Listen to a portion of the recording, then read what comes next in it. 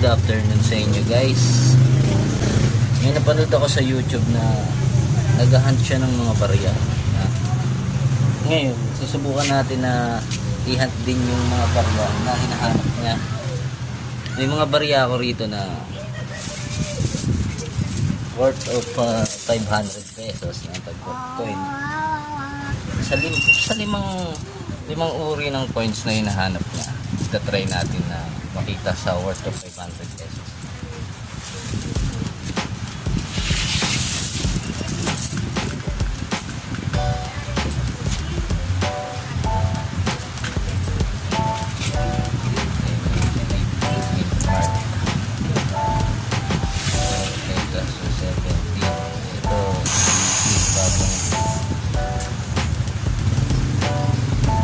May mga kalidad kasi silang hinahanap. Kaya nung nakita ko, na-curious ako, bali hunt ko rin sila.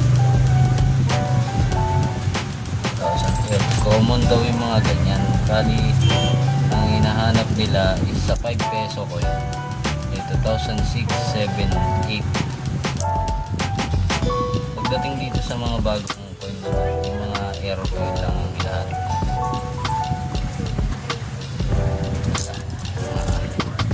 Sa 10 pesos naman, 2007 tas 2009. Sa bagong 10 pesos, ang hinahanap nila 2017.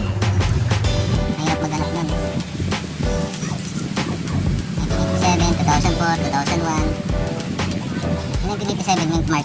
Kakaiba to. Ito, mayroong tatak siya na marker dito. May marker siya dito. Bali ang umiikot pa to sa nagsisirculate pa to sa Pilipinas. Pero magandang ano na to, iipunin natin yan.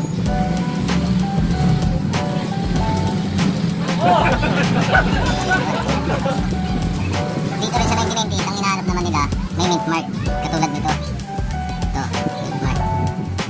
Itong mint mark na to. Ito wala.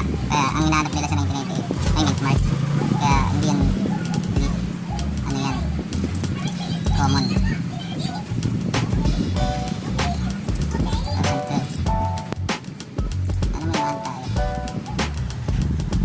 Sa mga ganito naman, nonagonal, ang hinahanap nila yung kakaibang error o error ng mint mark, tapos error ng basta error. Kasi yun ang 2005, 2012, 2013 common. Ito maganda pa to. Sa 2010, oh ganda dito, 2002. Meron din ako nito pero ipunin ko to.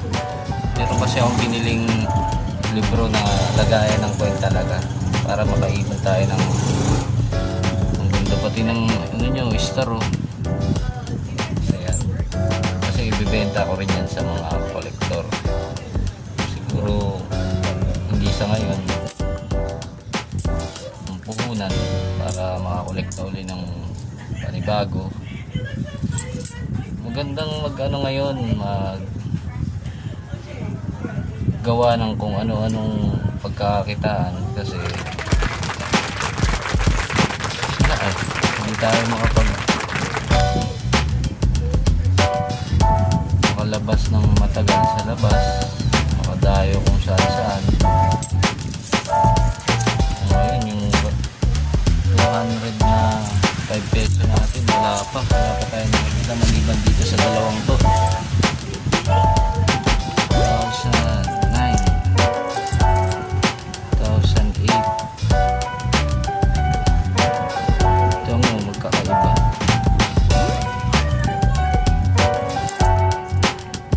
2009.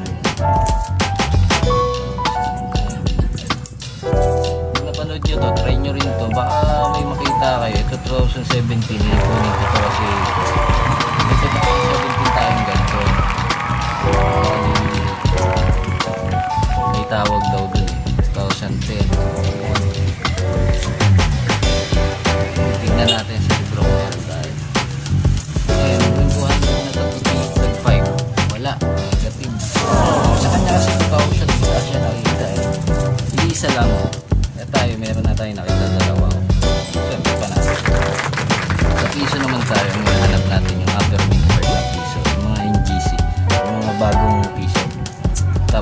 mga luma naman yung 2005, 2006 lang.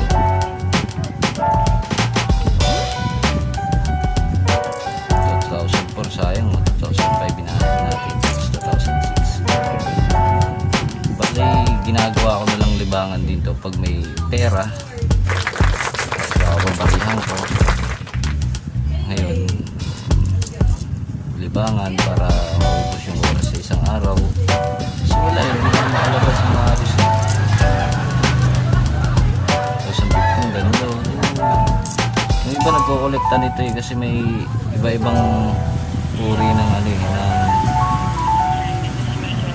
iba-ibang uri ng piso na 2015. Merong matangkad, merong mamaya, tingnan natin kung may makita tayo. 2017.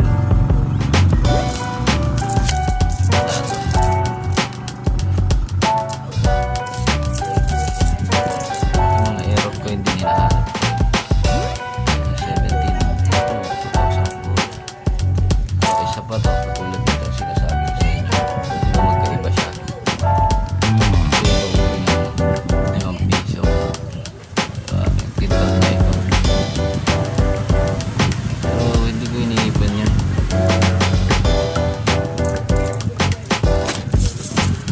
Ang dami ng pera sa mundo. Nahihirapan natin talaga ng hinahanap nila. Kaya ako, pinatry ko lang. Yung mga nakita na rin ako. Yung layo ng ano niya, medmag.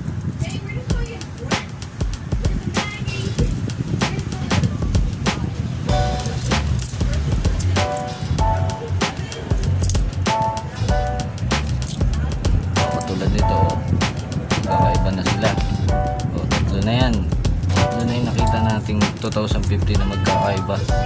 Ito, isa to sa nilalagay ko sa ano ko, 1995. Ano ko to? Kasi may binili akong notebook na lagayan talaga ng barya. Bumili ako sa Shopee para may mapaglagyan ako ng mga coin na iipon ko. Tapos saka ko sa kanila. Kung may nakita ako yung hinahanap nila. Ayan, parehas yan ito. Ito, parehas yan sila. May nakita ako. Tapos yung mga lumang coin nyo, tago nyo rin. Lalo na yung mga 1980, 1950, tago. Mga kulit may value yun sa kanila. Kasi napapanood ko lang sa YouTube ko. Pero ginagawa ko lang libangan. 2004 bago.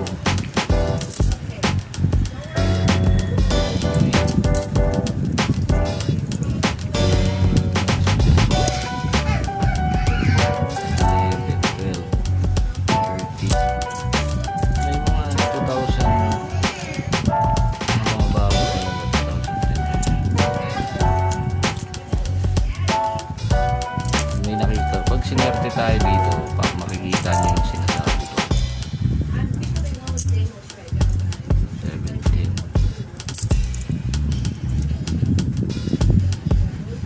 Minsan ito yung mga paling-paling na to, hindi mo alam, meron na palang pagkakaiba sa iba, pagkakaiba sa ibang coin. Yun yung minsan binibili ng mga collector, coin collector. Wala ko 2005 na. So, isa na rin to. Dapat nakabuo na tayo ng apat na ano niya. Oh. Apat na magkakaibang kalidad ng 2015. Oh.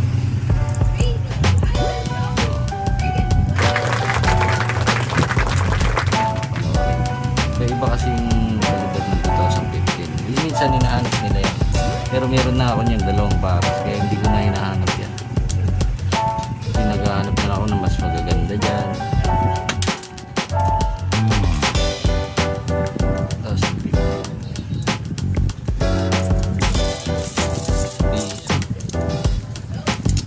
200 na 5 pesos, 100 na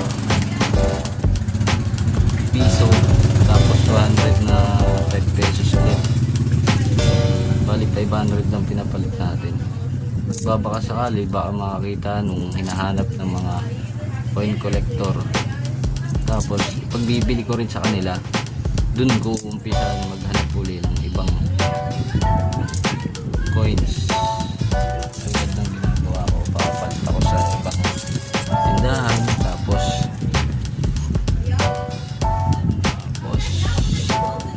hahanap ako ng ano, tapos papabubuhan ko, tapos papalit ulit ako sa tindahan.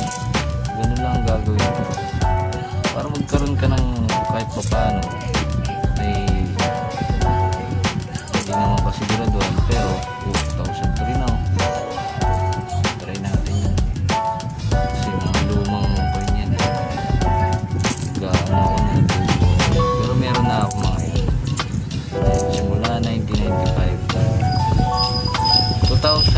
2005, 6 na lang ang kulang ko sa piso, pero sa 5 marami pa, sa 10 marami pa rin kasi bumubuo ako ng ano nun, bang nakalimutan ko kung anong tawag nun.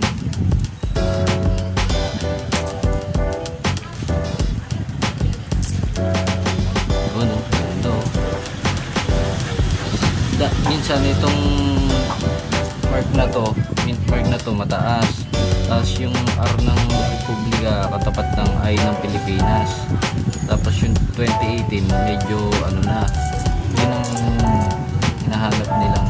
So isa pa to, mga tawag nito, mga normal gawa ng grease nung ano to, dye, yung gumagawa ng coins. Bangko na may kasalanan yung dye, hindi naman bangko may kasalanan, yung makina. Yun ang hinahanap din ng iba, yung mga error coin. Kung may tindahan kayo, pwede nyong gawin na ganito, kada may bibili, tignan nyo, oh, ubos na 100 pesos na yung piso, wala pa tayo nakikitang kakaiba na hinahanap ng mga kolektor na.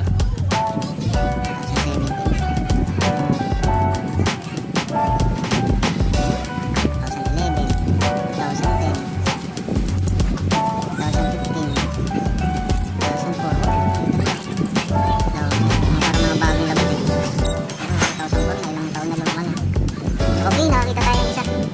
Ay, hindi, 2003 pala ito. Wala ko 2000. Isa to sa hinahanap ko eh. Kasi gusto ko lang ako. Bali sa 1 peso wala tayo nakita, sa 1 peso 100 na pinapalit natin.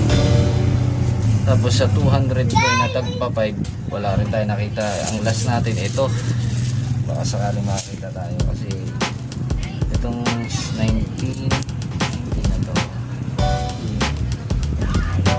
19 na per mint mark tayo. Ito, galing nito, kung makikita nyo wala siyang guhit-guhit dito, nakakaganon. Papakita ko sa yung pagkakaiba ha. Malinaw. Yan.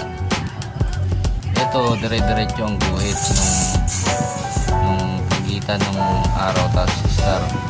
Ay, pares araw yan eh. Ito, kulang oh. Yan mo yung bundok. Tapos, wala na to, dikit. Halos dikit. Dito, hindi. Yan ang pagkakaiba niya. Ganda pati ng ano, lalaki pati ng letra oh. Parang nadoble yung tatak sa kanya. Tapos pagdating sa 2002 lalaki. Dapat magandang kalidad sana itong walang mga butas, yung mga B, R, yung mga pagitan niya walang mga butas.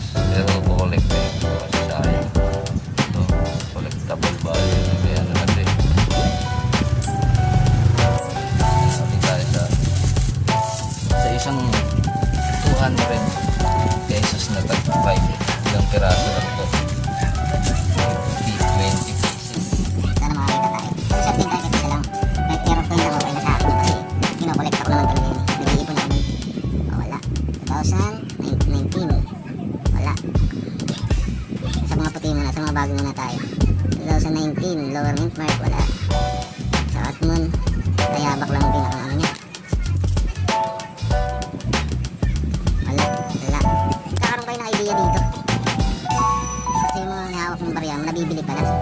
Nabibili ng mga coin collector. Ayun o. Wala lang, hindi lang klaro. Common error pa. Yung mga konting diferensya. 2019. Puro lower mint mark. Isa yun sa hinahanap nila yung 2019 pero upper mint mark siya. Pero kasi ang totoong ang rare na 2019 ay may lower mint mark. Pero minsan nagkakamali yung die na pagtatak. Kaya nagiging upper mint mark. Ano yun? Nalilista rin naman nila yun. Nalalaman nito. Ito katulad nito walang kwelyo. Ito walang kwelyo. Ito may kwelyo. Pero ano lang naman siya. Kita na ba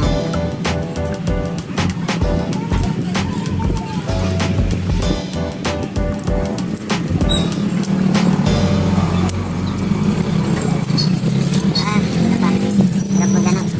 Tayo sa kanya nga oh. So napanood ko kasi 2,000 ang pinapalitan niya na nagtagpa 5, 10 tapos piso 2,000. Ang may nakita siya isang piraso old coin na ito katago din natin ito. Old coin na 5 pesos ang nakita niya. Tapos mga semi hard to find. Yung mga susunod na mahirap na hanapin barya. Yung mga 5 pesos. Yun ang mga nakita niya. Pero goods na yun. At least may nakita. Peso wala. Ako, meron akong nakita oh. Iipunin ko yun oh. Ito maganda. Mga 2017 na 5 pesos. Pag maganda, tinatabi ko yun. Kasi ano na ngayon eh. 2021 na ngayon, di ba? Susunod na labas yun, 20 na. Tapos 21, wala na. Bawal na yan. Nakatulad yung walang kulbata. Dating kulbata. Ito, walang kulbata oh. Di ba? Konti yung diferensya rito. Pagdating dito, buo. Yan yung mga pagkakaiba na ano. Wala akong nakita sa mga NGC na 5 pesos. Ito ang last na natin.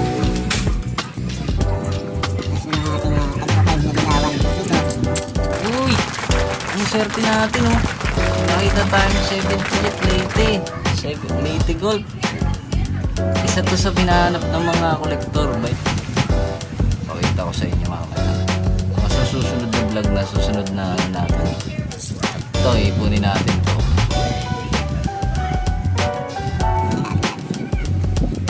Tapos hindi na tayo zero.